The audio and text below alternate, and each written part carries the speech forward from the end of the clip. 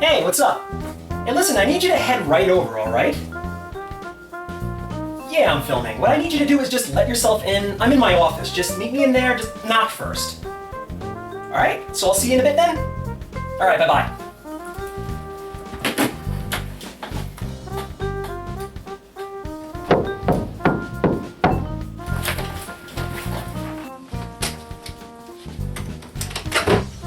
Well, I must say this is rather spontaneous, but how may I help you, dear?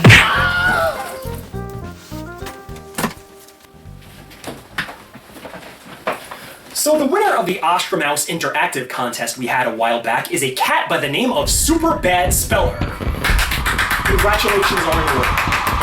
And today I would like to be talking to you about his #1 choice for an animated review, the Disney tune from the early 2000s,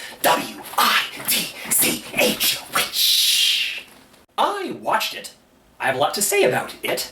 But the fact of the matter is this show is impossible to get a hold of. It's not available on Netflix. I've literally searched all over. And me, I live in the afterlife. I have access to quarters you'd never even think of checking. And still, it's like the thing never even existed.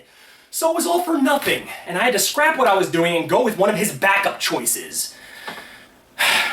SuperBadSpeller, thanks a lot. I think it needless to say, after The Simpsons hit it big, the copycats started coming out the woodwork trying to capitalize off of its success. You had Capital Critters, Fish Police, they even dusted the Family Dog short out of mothballs and made it into a series. To a certain degree, even Dinosaurs, even though it wasn't a cartoon, borrowed heavily from The Simpsons just from the sheer novelty of its concept. Like they saw our lives and put it right up on screen. The makers of The Simpsons would look upon this parade of freaks and failures and chortle, for it seems they and they alone knew that winning formula, and if anyone were to create a brand new successful primetime animated comedy, it was going to be them. And so, springboarding off the back of The Simpsons in a special crossover episode, we got our first glimpse of the squishy Sherman, soon-to-be lead character of 1993's critically acclaimed show, The Critic. That's right, I just said critically acclaimed. Yeah, technically the show only lasted 3 seasons or so, and most of its decent ratings at the time were due to the lead-in from The Simpsons, so I wouldn't say exactly that this was a successful show, nor would I say that it had a rabid fan base, but the critics loved it. They ate it up! I remember reading everywhere, Newsday, Entertainment Weekly, TV Guide, they all raved about this show. 4 stars across the board! Well, duh, of course they did! Think of the source! They're critics! The show is about them! I hate to get ahead of myself, but if you're asked to give your opinion of something that makes you look like a cool kind of hero type, aren't you gonna award that thing some kind of brownie points? Not only that, but some critics even have guest appearances in the thing! Well, thank God for cartoon Limbo. For I am not a critic! I am just a lowly soul toiling between life and death with his thumb not up, not down, but firmly planted up his ass! It took over 2 decades and you had to use unconventional means to find me, but finally we are face to face, you and I, the one man who can give an honest review of The Critic. First off, let's talk about the opening. It's the first thing we all notice, and we'll be forced to watch it again and again. If I had to sum it all up in a sentence, it would probably be, what a rush job. Man, they really skimped on the art and animation. It's such a weird anomaly with this show. With most shows, you see an increase in animation quality in the opening in an attempt to hook the audience, and in the actual show, you notice a drastic dip in quality. In many shows, they even hand off animation duties to a completely different animation house, just to make it look extra nice and crisp. Here, it's almost the exact opposite! There are some things worth tuning in for, however. We are all familiar with the little tweaks in The Simpsons opening. You got Bart's blackboard bit, and of course the now iconic couch gag.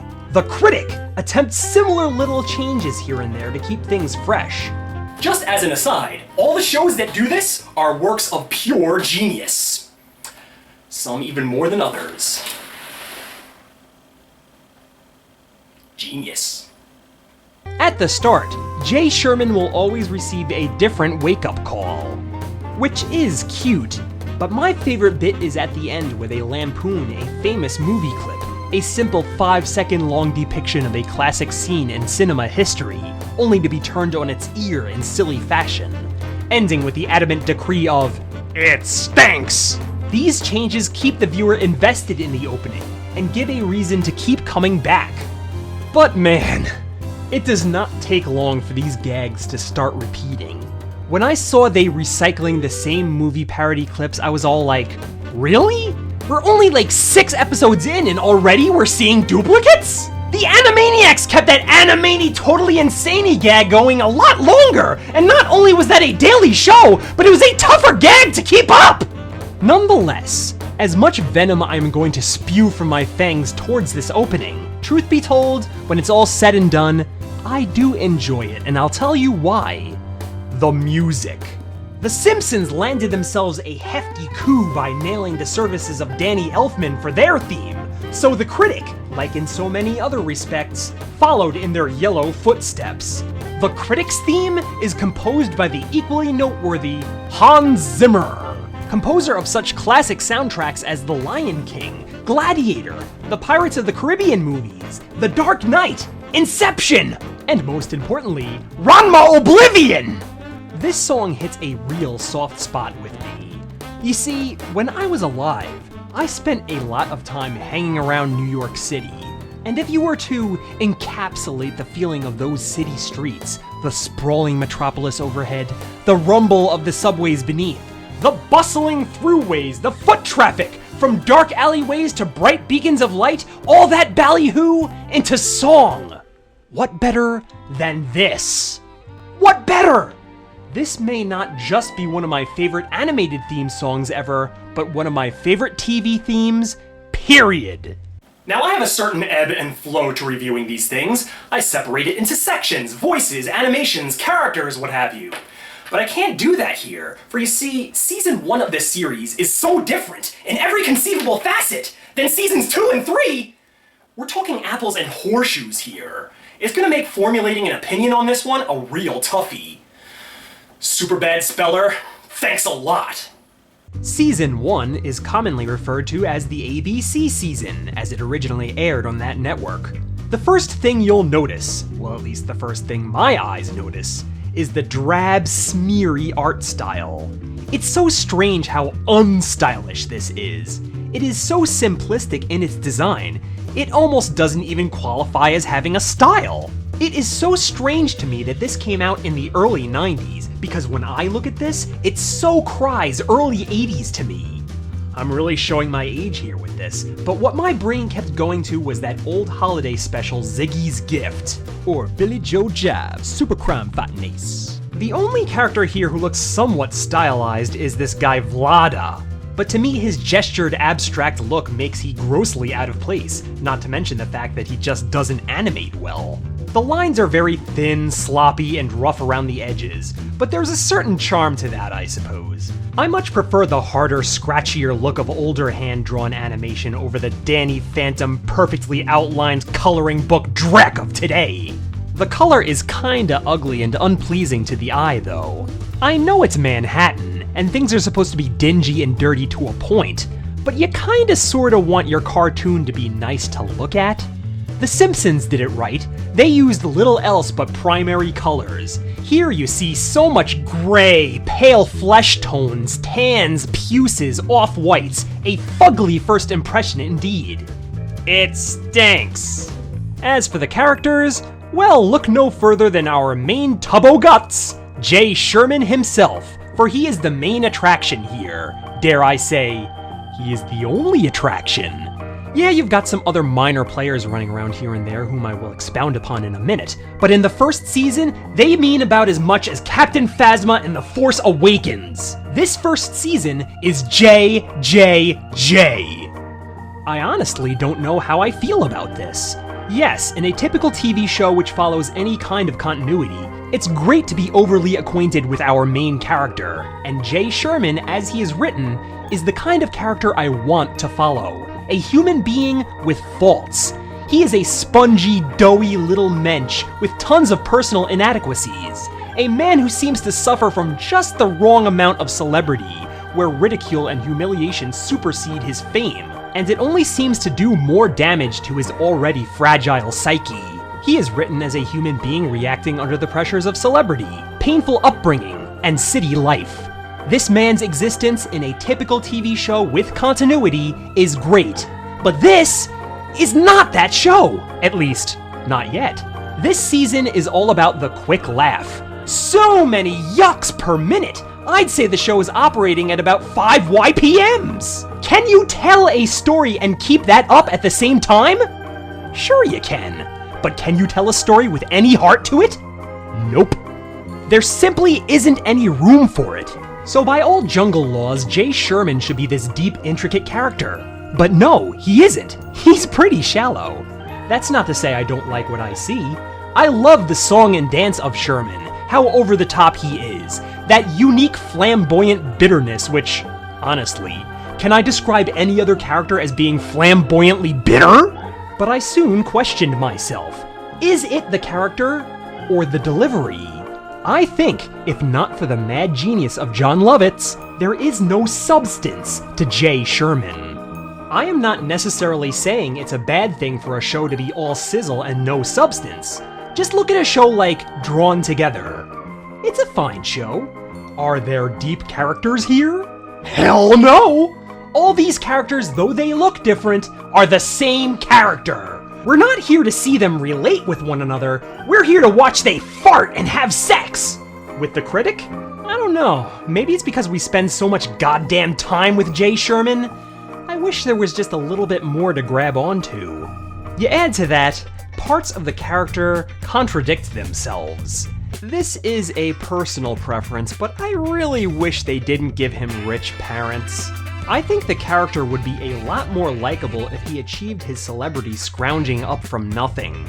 With a wealthy, snobbish family behind him, it's like it all came to him too easily. True, it does add more unwanted pressure to his life, but hasn't the man already succeeded?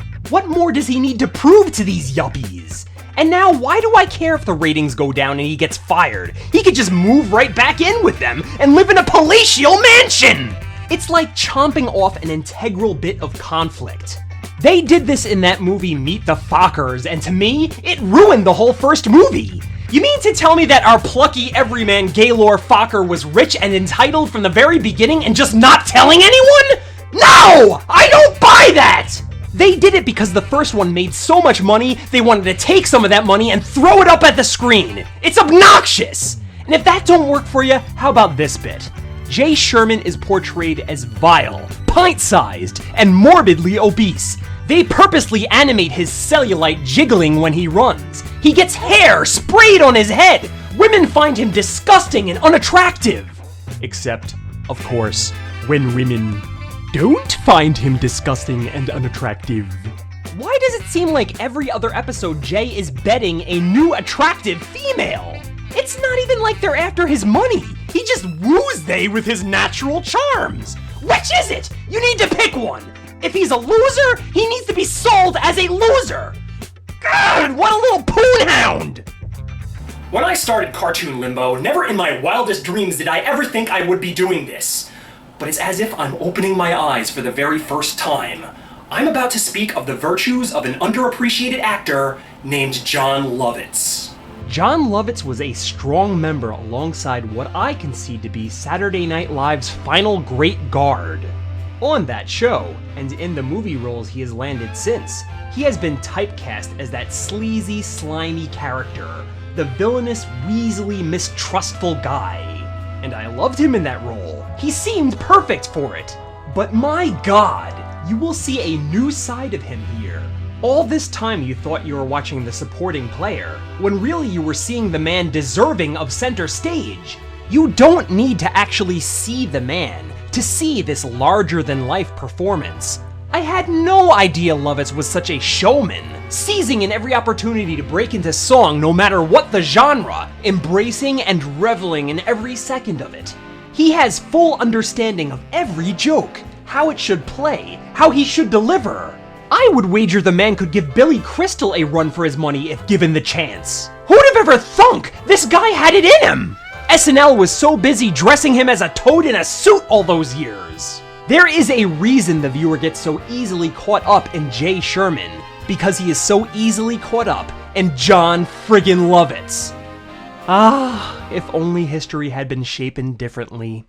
There are other characters here, though you really wouldn't know. The one other guy who came close to making any sort of impression was Jay's boss, Duke Phillips. He's a smug, overly macho, rich douche with his share of eccentricities the other characters had to bend over and deal with.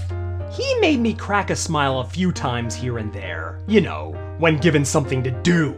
Other than him, the other characters just don't do anything for me. Jay's son? Why don't you take a vacation? You deserve it. Can't get Tommy from Rugrats out of my head. Found him kind of annoying. Jay's sister? Mother, we've been over this 1,000 times. I am not going to be a debutante. Can't get Bart Simpson out of my head. Found her kind of pointless. Jay's mom? Irritating. The Aussie actor? Unfunny and ineffectual. Doris, the personal assistant? Kinda repulsive. And then there's Jay's dad. Bless his little heart. This guy tried so damn hard to get me to laugh at him, and I did not laugh once. I don't know why. It's not even that I'm sensitive to Alzheimer's humor. Hell, I've got the lowest brow sense of humor on the planet. I'll laugh at anything if it's done right. And this man is about as funny as a slab of sheetrock. I cite all of these things as reasons the show may have been initially canceled way back when. For those of you not in the know, when this show debuted on ABC, it was promptly canned after its first season. If I remember right, I don't even think it made it through its entire run. But believe it or not, I loved this show back then. And it wasn't just the novelty of having a cartoon in prime time either. I didn't like Capital Critters. Fish Police smelled stink of it. And to this day, I don't see what the big deal is about King of the Hill and Bob's Burgers. I just don't find them funny. Sorry. But the Critic was good stuff. So what there was no character? The jokes fired on all cylinders. It had a little more bite than The Simpsons, placating to a slightly older audience. You had a great leading man in John Lovitz. Jay Sherman. And what I neglected to mention before, the little show within a show format it had going on, Jay's Show Coming Attractions, where he reviews mocked-up versions of famous Hollywood movies which, let's face it, many times are all too deserving of ridicule. Even if you found the rest of the program to be boring, that stuff was always gold. Partially due to its critical acclaim, partially due to the untapped potential in its idea, The Critic was resurrected and brought to the Fox network, where it was met with much greater success. Much of that, like I said, due to bleed-over ratings from The Simpsons. But you gotta give the show credit, for they addressed every single flaw of Season 1 and fixed it in Season 2. A second chance to make a first impression. Everything you see got a very slight redesign. Not so drastic that the fans of Season 1 don't recognize the characters anymore. Right, Batman the Animated Series? Urgh! It took the scratchy, unpolished looks of the original designs and cleaned them up, rounded the edges. From one frame to the next, kept they more consistent. To me, this was a lateral move, but I can see this making the show a hell of a lot more accessible to mass audiences. Jay Sherman himself just looks more marketable like this. Bigger eyes, cuter expressions, he's just more cartoonish. The color has been improved tenfold. This is how you do it, people. I recognize not all shows can be overflowing with pizzazz, but you can't have just all puke tones. It affects your mood watching the thing. The new look is a nice balance of the old dull tones with new bright poppy colors to help the picture jump out. Every little bit helps. The side characters, who used to mean dirt, feces, shit, now have purpose! Slowly, but surely, I am learning their names, and Jay Sherman will actually, gasp, share the spotlight in certain episodes, sometimes even take a total back seat. Jay's dad is still not funny. They're not miracle workers, for crying out loud. But perhaps their greatest course correction was slowing from a speed of 5 YPS, that's yucks per minute in case you've forgotten, to about 3. For those doing the math, that's still a lot of yucks. But now, we've got a lot more time freed up for a little something called character development. Believe it or not, we have continuity now!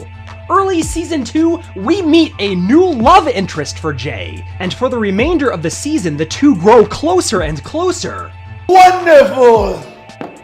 And by the way, this character, Alice, is grounded. She is not a perfect specimen. She is a lot like Jay in many ways. She's a single mother. She's got emotional baggage. It is believable that she would go for a guy like him. So it makes sense. Unlike the tawdry affairs of the Man-Slut Season 1 Jay Sherman.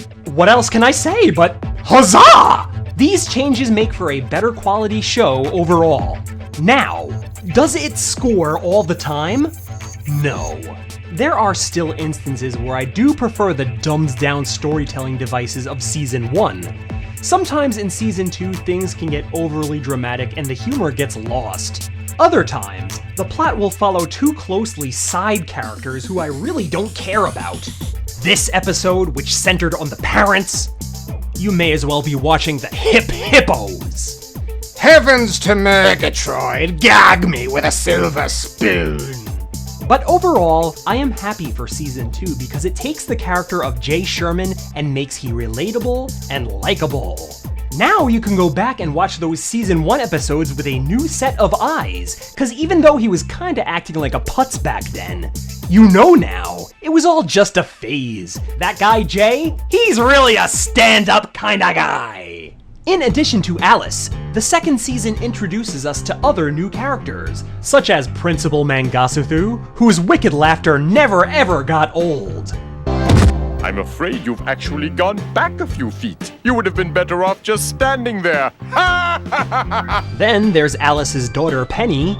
You did like the Lion King. You're mean. Can't get Webbigail out of my head. And bizarrely, Jay Sherman's stomach itself now has its own jive-talking personality.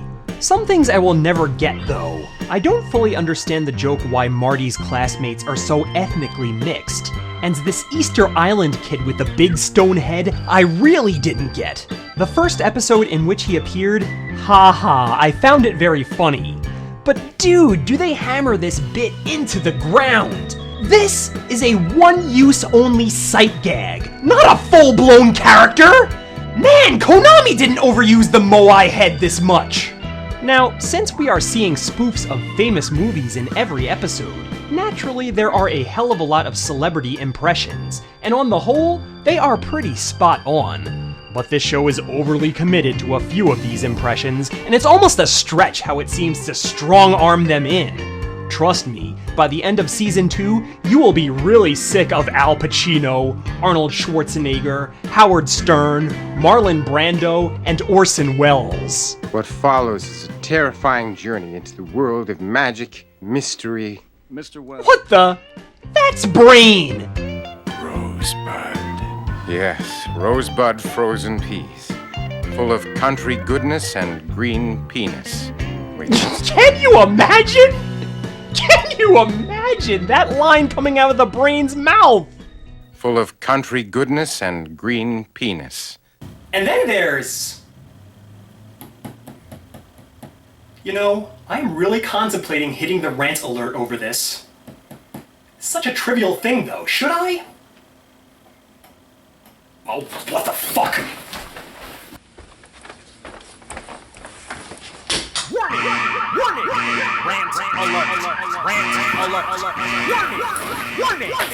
This stinking Dudley Moore impression. You are going to be so sick of this thing! Like so many jokes in this show, it's funny the first time. But someone behind the scenes was in love with it, because it keeps showing up, again and again. No excuses needed.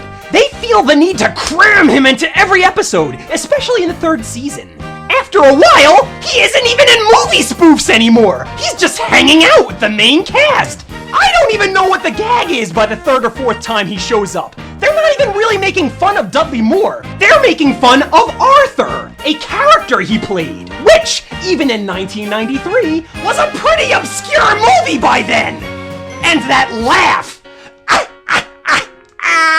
or cough, or whatever the... Who thought this was funny?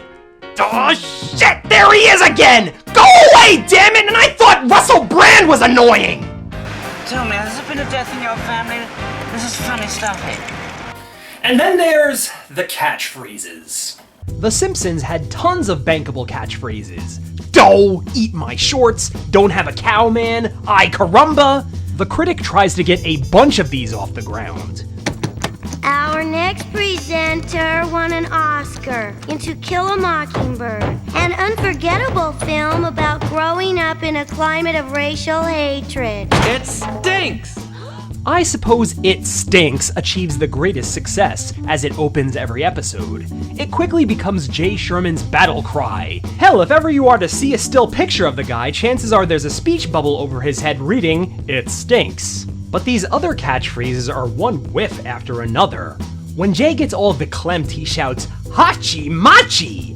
Hachi Machi. That's like the super Jewy version of George Jetson's Ooba Dooba. He also liked to go, Achem! Like a throat clearing, like Jewish throat clearing sound. Achem! Achem! I don't know. They're saying get bent a lot. For those who don't know, that was a Simpsons catchphrase which never caught on. I guess when you ape so many of Bart Simpson's steps, you may as well go full stalker and rummage through his trash as well. But the weirdest one of all was this, Hi guy.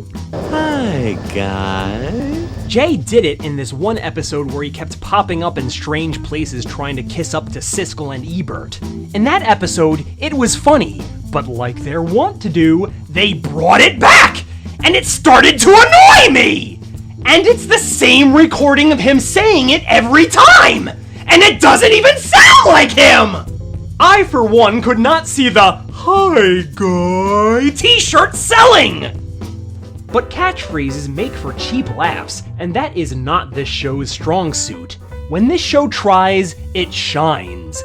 Binge watching this entire series, I can't remember a single episode which didn't have at least one laugh out loud moment. The humor is, like mentioned earlier, aimed to an older demographic, meaning every joke, every reference, every sight gag hits with a little extra sizzle. One of my favorite and ultimately very ironic bits is the one where Jay attends this Broadway musical version of The Hunchback of Notre Dame. It lampoons the ridiculousness of Broadway and mass media in general, so devoid of ideas that they'll try anything. But the funniest thing about this is Disney would produce a big-budget animated musical of The Hunchback of Notre Dame some 2 years later! What to say about this? The Critic made its statement and proved itself so right.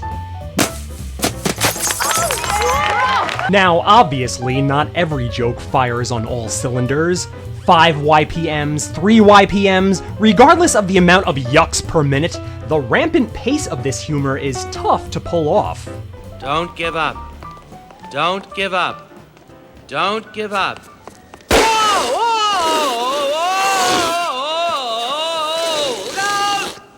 Ow. I didn't find that funny. I bet John Lovitz didn't find that funny. I guarantee the makers of this show didn't find that funny. But it had to be done to fulfill that strict joke quota. Nonetheless, the show has a serviceable batting average when you weigh the hits versus the misses. And before I wrap up, I should mention this. Yet again, something I never thought I would ever cover on Cartoon Limbo. There was a web series! Just the fact that this exists is tantamount to the staying power of this series, so I'm gonna go easy on it. Obviously, this was made as a treat for the fans on a shoestring budget. They got John Lovitz back, some of the voice cast, as well as that Hans Zimmer score. The show itself is basically a 5-minute snippet of Jay's movie review show, Coming Attractions, a diabolically clever way of carrying over what we already know without having to explain what happened to the rest of the cast. Although they did manage to sneak Vlada in a little cameo. Oh, you poor man. What happened to your self-esteem? I lost it in the second divorce settlement. Still, it was all my fault. Oh, there I go. Jay Sherman's had a second divorce? Aw, man, what a bummer, huh? I mean, doesn't that just suck the heart right out of the second and third seasons? Can I just pretend that he didn't say that? I'm gonna pretend that he didn't say that. What can I say?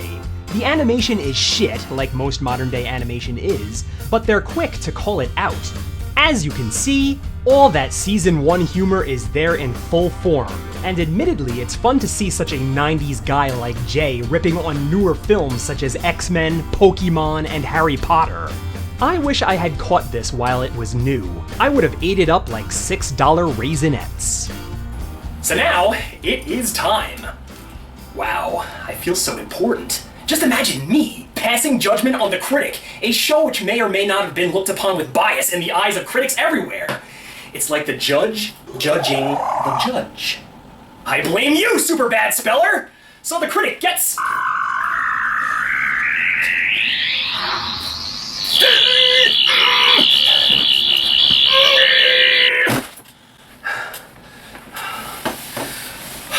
Well, what do you look at that? 4 stars! Will wonders never cease? I did not think this was going to hold up as well as it did, but this irreverent comedy kept my interest, and it kept me chuckling from beginning to end. Yes, it's a show with issues, the most glaring of which is not knowing when to say when. This show all too often loves to take a good thing and pound it into the ground, and it gets goddamned annoying after a while. I'm looking squarely at you, Mr. Moore! But personally, I think the positives of this show greatly outweigh the negatives. There is good animation, passable art, and talented voice acting. The plots of the episodes themselves are very inventive, and go in directions unique to anything I've ever seen. The side characters could use a little work, but there are a few gems in there. And our main players are the bomb diggity. Sherman, once you really get to know him, covers so many sides of the spectrum. He's a loser, he's a dick, he's a failure, he's lovable as all hell. Alice is a great yang to his yin, and an awesome down-to-earth character who is perfect to tame this sleazebag and lead he down the primrose path. This show had such promise. Why do you suppose it choked so hard? True, it has endured over the years, but it never has stayed for the long haul. I think because as a premise it skews older. The Simpsons is a simple family sitcom like Family Ties, Full House, Growing Pains. Something a family, children included, would all normally crowd in front of the telly and be excited to watch.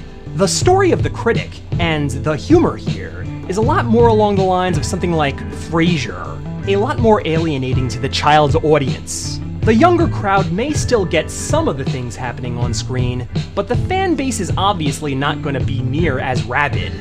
Let's face it, your average child is not going to get a Scent of a Woman reference. I think that hurt The Critic in the long run. Yeah, parents like to fool themselves into thinking they control what their children watch, but we all know who's really in control of that TV set. So, to all of you 30-somethings who were all into The Simpsons back in the day, but when it came time for The Critic, popped in your vintage copy of Clue Clue Land instead, I say, give it a chance now. You are, at this moment, the exact right age for it. It is a smart animated comedy in every sense, and even though some of its references are dated, it is astounding just how well it still plays even after all these years.